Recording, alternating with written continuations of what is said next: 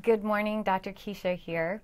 I'm going to start doing a Monday morning mystic medicine message earlier than I am right now, as it's probably not morning for some of you that are listening to me. But starting every Monday morning, I want to do a mystic medicine message.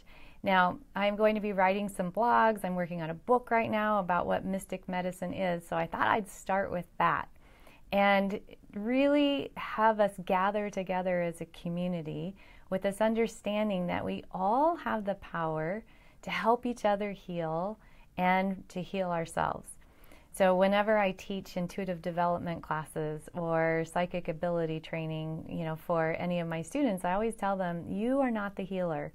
When I have people come to me and say, how do I keep other people's energy from getting in my way or from influencing me or bringing me down? I say, well, that's not a thing unless you yourself are believing you're the healer. So if you are a conduit for energy, the energy of healing, the energy of spirit, the source that actually helps us heal, then it won't impact you. No other people's energy can influence you unless you give it permission and you're going from your ego space as the helper or the healer. So when I teach any of my students, that's a very first foundational principle. So I wanted to talk about the power of community and how when we all are together, hi Dana, hi Susan, when we're all together with a focused intention, then that power is very powerful. That healing energy is very powerful. So what I wanted to do is start every week, every Monday morning with a collective. We could call it meditation, we could call it prayer, we can call it ceremony, ritual, but an intention of helping ourselves be an instrument in the hands of the divine for good in the world. Now, if we do it individually, that automatically has a lot of gravitas behind it. But if we do it as a group, then we're actually telling God that we want to be in service of whatever is the highest and best good for our species, for humanity, for the beings that we share this earth with. So one of the things about being a mystic is that you understand that there's nothing between you and God. And, from the time I was a child, I've known that. I've always had angels talk to me. I've always known spirit is right near me. And I've always felt spirit work through me, through energy in my hands as an energy healer, through visions that I get. Whenever I work with a patient, I always ask, what is it you need me to know to help this person help themselves? So never am I the actual helper. I'm the coach. I'm the guide. I'm the mystic medicine doctor, because I'm actually helping the people in front of me reveal to themselves the mysteries that they're hiding from themselves. So mysticism or a mystic means revealing, right? Revealing what's hidden. The mystery is the hidden. And what we often think as humans is that life is hiding the answer, right? That we can't figure out why we're here, what we're here for, what are we doing here, how are we going to solve the problems of our world. But actually, all of those answers are already contained within you. It's just you hiding it from yourself. So whenever I have a patient come to me that's fat, fatigued, and frazzled, those are the things that, are the most common things people come to see me, or weight and fatigue and really feeling burned out or depressed and anxious, or maybe even not sleeping, then, the mystery of why that's happening is what I'm helping reveal for them. It could be what they're eating. It could be how their thought patterns are. It could be the fact that they're on their screens all the time before they go to bed, and the blue light from the screens is actually influencing their pineal gland, and they're not able to get into a sleep cycle the proper way. So I'm helping reveal the mystery that actually they already probably know, because we've all heard all of this before. But we want an answer from someone else to validate us. So when we sit in ceremony or prayer or ritual or meditation on behalf of all for me, it's the intention that they will all be able to understand the mysteries of what are blocking them. So I always say, like functional sexology is a medical discipline that I introduced into medicine, because I always say, that libido is life force, right? That's your passion, it's your sizzle, it's what it is you want to create in this world, the legacy you want to live, the gifts that you were given by God before you got here to share with all of us. And so whatever blockage you have in that life force energy, I always say we want to find and fix and free that energy. Well, the finding and the fixing is what I call being a medical detective. That's part of being a mystic medicine doctor. But the freeing is actually up to each of us. The willingness to do what it takes to make the changes, maybe even slight shifts for ourselves that will allow us to have the potential that is our birthright.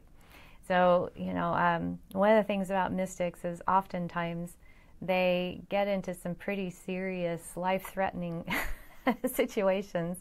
And I've had 3 near-death experiences, and, seeing this grid of light that surrounds our planet. And the grid, you could think of it as like a geometrical design, like the lamp behind me, but it looks more like what you would see as the flower of life if you look that up on Google.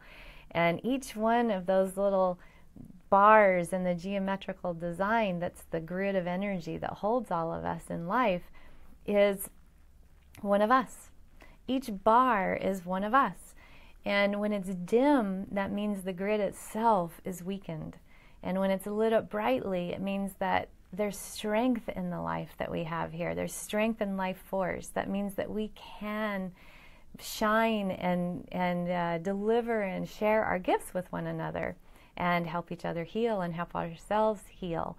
So when you're in meditation as a group, when you're in prayer as a group, when you have ceremony together, ritual, setting intention as a group, it actually lights up that grid brighter. And the brighter it is, the stronger the life force that we all get to be connected to. One of my teachers is a shamanic teacher in Peru. His name is Puma Kiespe, and I just adore him. He's a light on this planet for sure. When I take people to Peru, they always get to meet Puma and fall in love with him.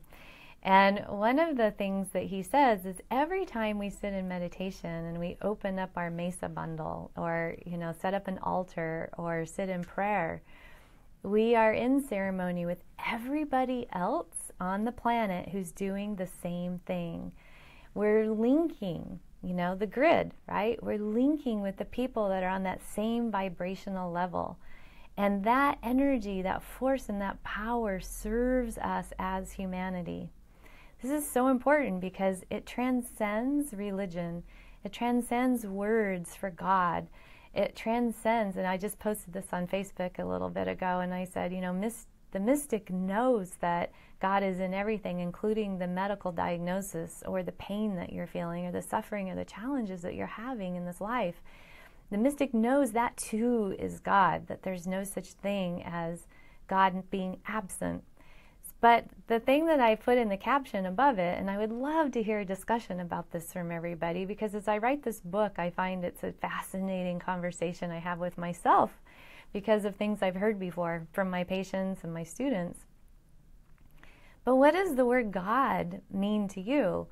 If I use a different word for God, if I say the divine, or I say the absolute, or I say universal consciousness, or source, or spirit, what do you feel inside when you hear these interchangeable words for really the same thing, which is unconditional, unbounded love and power that transcends our human bodies and moves into the creative force of life itself? And I always hear different people react differently. So, if a Christian hears someone say the divine, then they automatically judge and self-select out, oh, that must not be a Christian, so therefore, whatever they think next. Well, a mystic understands that all of its love, that there are all these different diving boards. You could come through, maybe there's a round pool, Now, I saw this in meditation one day, so there's a round pool, and there are all these little doors, that you can enter the room that the pool is in, and each of the doors has a different word on it. It could say Islam, it could say Christianity, it could say Judaism, it could say shamanism or Sufism, it could say any of those words that have come from a mystic, really, that has channeled the words of God for humans on the planet to be able to have words to live by. So once you dive into the pool of consciousness that's there, that this room contains, that's love. That's unbounded. Love is such a limiting word. We've all felt it, that when we're connected to God, that it permeates the cells. It's life force. It's love. Love is medicine. Nature is medicine. One of my colleagues, Razi Berry, says that a lot, and I just love that. But it is, that's mystic medicine, is that you get in that pool, and whatever's in that, when you get in the pool of that love, it washes away whatever the struggle is, the blockage in your cells. So what if we all came through each of our doors, whatever the names on the door, right? Whatever they are. Maybe it's universal spirituality, maybe it's a religion, maybe it's agnostic. And you come through the door, we can all agree that love, it heals. And come into the pool together. And in that pool is this unbounded love. And come through that, and we can then join together and bring up the grid of light, right? Make it brighter. With our intention that everybody feels freedom from pain. Everybody understands that whatever their reality is right now is one that they actually do have some management over. That every path that we're on, we took the first step to get on that path. And if we don't like that path, we can take a step on a different path. That we're always authoring our reality in co-creation with God. So love heals. Yeah, Dana. I also, when I talk about this, I have to really, really stay focused and grounded because I just want to cry. It's such a beautiful, when you get into that space of love in that pool, it lets loose your emotions and every blockage in your cell, and it heals everything. And every one of our teachers that have taught us God's words have been about that. So I'm calling for everybody now to come together every Monday morning with the Mystic Medicine message. I'm going to get on here, and I want to have in the little chat area or the feed or the comments below over the week, who needs to be healed? Who needs extra help from us as a community? Who needs our love? Who needs our support? Who needs our focused intention and our meditations and our prayers for some blockage that they are having in their life? Maybe it's pain, maybe it's an illness, maybe it's a challenge with a family member, maybe it's a death and a loss and a grief, maybe it's a joy, and you want to share that with everybody. So during the Monday morning Mystic Medicine message, I am inviting all of you to come together and write down, right? Just make this a community where we all serve one another. We all serve humanity. We all serve the sentient beings that we as humans share this planet with. And Susan says she's an adrenal failure and her teeth are trying to kill my something. This is what I think I need to start doing. Oh, that's why I didn't understand it. An adrenal failure and teeth trying to kill my tail. I thought it said tail, but it didn't make any sense to me, Susan. Okay, so then we're going to all gather together with Susan right now, and we're going to ask that Susan gets into that pool, that we actually owe 2 abscessed teeth, that we help her to heal that and to find the blockage that created that in the first place. Because every single time that we have something that happens in the body, it's because it's crystallized from something else in a different layer of us. Remember, we have our body, but we also have our energy sheath, our emotional, our mental, and our spiritual. And whatever's here crystallizes in here, but whatever's here also comes from the energy space. so we want to be able to help Susan clear that. And all of us gather together in prayer and ask for the highest and best good to be for Susan. And sometimes, and in fact I'm going to say all the time, this is part of the mystic medicine doctor space that I sit in, is that I have an understanding fully when I ask, like, what is it that I need to know to help this person? I always get the message from that person's guardian angels or my spirit guides or God that this is the time for this person to experience this, because it might be an opportunity to slow down, right? It might be an opportunity to really say, okay, what's happening? What is it you need from me right now? So with teeth, those are channels to everything, right? We know that where there are tooth meridians that go throughout our entire body. So Susan, look at a tooth chart and look at the two places where you have abscesses, and it'll lead to an organ in your body. And there's going to be an energy center for that organ. And if there's an infection, a decay, it means there's something there that needs to be shifted, as well as having the abscesses cleaned out. This doesn't mean that you don't do the work that your body's asking from you, that you really do find and fix and free the blockage in that area. And that's what the beauty of modern medicine and ancient medicine combined to make integrative medicine is good for. So you might have to take supplements, you might even have to take antibiotics, you might have to have oral surgery. But at the end of the day, what was the lesson from that? What are the organs that that meridian is connected to? So just know that you are in my meditation now, you're in my prayer, you're in my focused intention for you, that you will heal and have that mystic medicine message, right? That mystic moment from an aha that comes from that. Let's see. Oh, I'm going to have to get my glasses on again. Okay. Back molars on right, pulled and got mercury dump. PTSD. I know about your PTSD. Hell no on antibiotics. Well, sometimes. Remember, people died without antibiotics a long time ago, Susan. So that's the other thing about, like, knowing God is in everything, is that God's in antibiotics too. It really honestly depends on what does Spirit tell you is the right way. And if Spirit says, no way, no how, no antibiotics, absolutely, then follow Spirit. But remember to not just like put a giant big red X over anything calling it bad. Because remember that science is also delivered to us from God. Susan says, no, I'm not doing any pharma.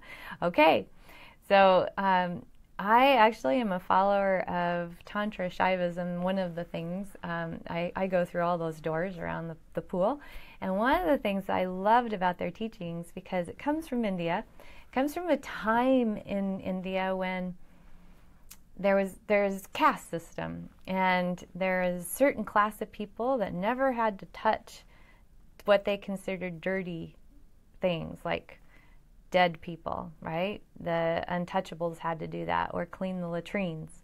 So those things were all considered bad and dirty. So one of the things that was the response from the people that were mystics of that time, they came and they said, you know what? This was what was called Tantra, or the web, or the weaver of life, the understanding that we are actually creating our own life. And what they said at that time in that era was, actually none of that stuff is bad, and that none of it is good. It just is. And so that's the recognition that all of it is God. So I'm going to say, even antibiotics, and when it's used in the right time and the right moment for the right reasons. But there are usually a lot of other answers that you can search out first. It's our overuse of antibiotics that has become a problem for us and given us superbugs and given us gut erosion problems. So it's all God. Remember that, right? It's all part of our path. So Susan, you are now in my meditation circle. Dana's too. And everybody that joins us together, because we're brightening up that grid and helping all of us have life force and life power, so that we can live our life purpose, because ultimately, isn't that what we're doing? I have been told to step back from my busy schedule and relearn how to go through, told by God. Yes, yes. And Susan, I say it's all one, God. So it's all that energy that is just love, unbounded love. And Dana, I'm glad you've been listening to step back from your busy schedule, because that's one of the things, like, you know, you can have these really overt illnesses that you can say, oh, wow, God's telling me to slow down. You know, I've got to. Sometimes I'll have somebody that will come in here that will have broken their toe because they tripped on a curb because they didn't see it when they were walking rapidly. And they're always embarrassed by a story like that. But, you know, it's just such an obvious. And when I point it out and say, were you being mindful of your steps? And they say, no, I had my mind in like the things that I had to do in the next, you know, minute, hour, days, months, years, and I was feeling very overwhelmed. And that's exactly that moment for coming back to mindfulness. Mindfulness of this breath, of this moment, really listening to what Spirit has to tell us. And if we live our lives with those three things, that came to me in a mystic medicine moment in meditation of, that's like a really wonderful formula for life that I'm putting in this book right now is, you know, just listen to yourself, listen to the discernment that's within you, listen to any teachers and mentors that you might have, but still using your inner discernment, because ultimately it's up to you, and listening to Spirit and saying, okay, so what's the best choice for me? So if you listen, you'll always have that, what I call sacred activation, right? You're getting messages from Spirit and then taking action.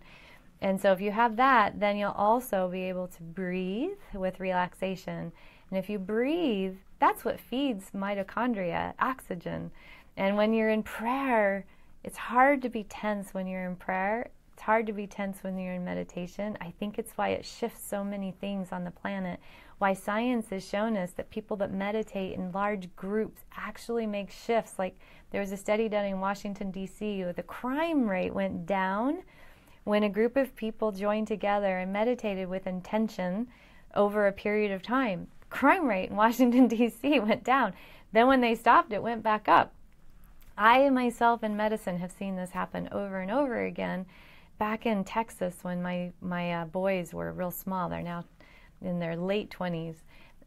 They were born in Dallas, so they're real small toddlers. I was a nurse in the intensive care unit, and I remember someone in my church having a great big tumor that wrapped around his aorta and his heart. And he came in, and it was going to be this really dicey open heart surgery that was going to be very, very difficult, and he may not live through it. And everybody in the church got together and did a fast and a prayer at the same time. And lo and behold, when it was time for him to have an echocardiogram to visualize everything again before surgery, it had shrunk. And it kept shrinking, and he never did have to have a surgery. So, you know, I've seen this over and over again, and we could call it a miracle. We can also call it the power of prayer, right? It's just Spirit working through us because we've set our intention very clearly. It's a very powerful thing, Dana. So I'm going, you know, I have so many stories. When I had the Healthy You radio show, I had a miracle moment segment where people could tell me about their miracles and we would talk about them. And so prayer definitely heals. We just have to understand that it heals even more when we're doing it with intention that's together in group. So that's what the purpose of our Monday morning Mystic Medicine message is going to be. So, it's been a joy to have those of you that have been live with this discussion. I love to talk about spirituality. Write a book on prayer, sister. You know Larry Dossey did, Susan, and the power of prayer, and science after science after science. You know, it goes through and it shows. And, you know, I think we all, being a mystic, I always am connected to God. I always see everything. I see everything as God. And so, you know, I've seen miracle after miracle after miracle in my life. And what I just want to say is that is always a potential if it's the highest and best good for the person that's suffering. And that's the other thing, is sometimes we think our prayers didn't work if a person dies when we've been praying for them. Well, that's actually not true either, because we all die, and sometimes it's time. One quick story before I sign off is I had a patient who became a friend of mine, and just a lovely, lovely woman, and she had cancer 3 times. And she came to me and she said, now I know that you talk about there's a lesson in each of our illnesses, so I want some help understanding why I have breast cancer. So when I went in and I asked her angels and I asked God, I got a really clear answer, and I said, here's the answer. And she said, oh. And so then she started working on that, and her cancer healed. She did chemo. The second time she got cancer, so she came in a second time, she had cancer again, and she said, why now? And I went through and I asked and I prayed and I got an answer, and I said, this is why. It's here. And so she actually had to do chemo, and she went through all of that, and she healed. And then she got cancer a third time, and she was just distraught and so upset.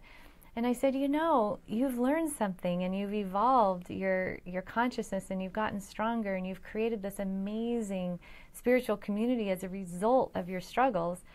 So, cancer's been a gift in each one of these times for you. And she said, well, why do I have it now, Dr. Keesha?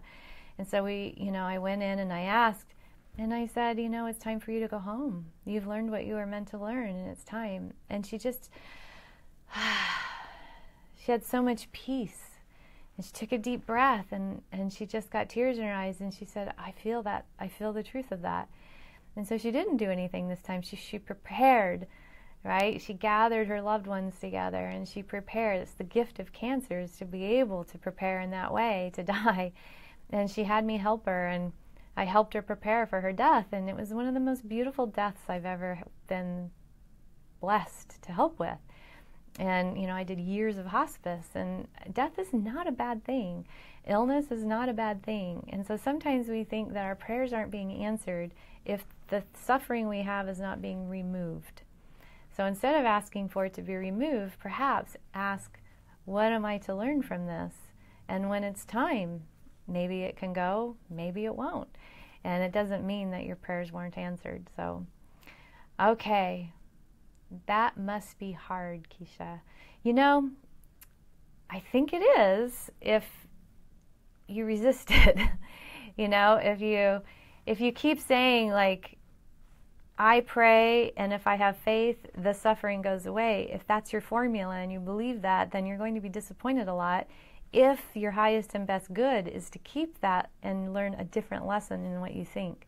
And I see this over and over again. I've seen it in my own life. So it's not hard if you start to ask a different question. Not how do I get rid of it, but what am I to learn from it? How is it to serve me? How am I to be in service of others as a result of it?